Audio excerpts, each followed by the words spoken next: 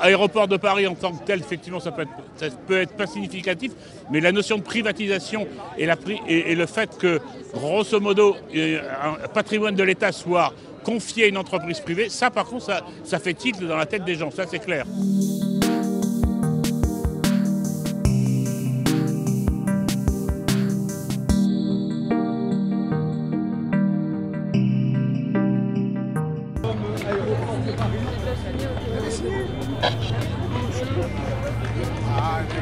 Ce qui nous manque en fait, c'est pas tant la mobilisation sur le terrain qui existe, mais c'est qu'on en parle beaucoup plus dans les médias, que les gens soient au courant en fait. De manière générale, on n'a pas assez de communication, pas assez d'informations, mais à partir du moment où on commence à en parler aux gens, ils comprennent vite l'enjeu et tout de suite, je dirais 4 cas sur 5, ils veulent signer pour le référendum.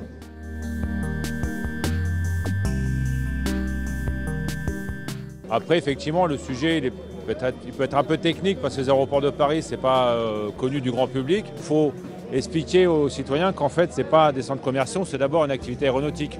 Et donc avec derrière des aspects aussi donc, de trafic aérien, d'aménagement du territoire, de déplacement aussi pour aller sur les plateformes, de trafic cargo, et puis aussi donc, de sûreté et de sécurité, parce qu'il y a la sûreté aéroportuaire, sécurité aéronautique. Nous cherchons à recueillir ces 4 700 000 signatures.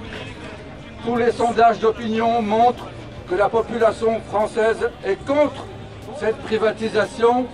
En province, déjà, il faut quand même convaincre un peu les passants, les citoyens que c'est important qu'ils puissent s'exprimer et qu'ils ont le droit tout à fait légitime de s'exprimer sur le devenir de l'aéroport de Paris, hein, des aéroports en général, puisque le transport aérien, on sait que c'est une question qui maintenant est importante dans le cadre de la transition écologique et climatique.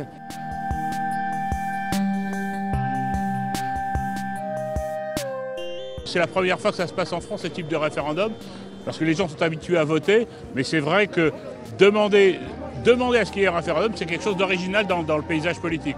Et donc c'était une première pour tout le monde d'ailleurs, aussi bien pour les parlementaires que pour les citoyens et les syndicalistes. Et effectivement la démarche, elle est complexe, elle est loin d'être accessible. On voit aussi la fracture numérique et donc ça a ajouté à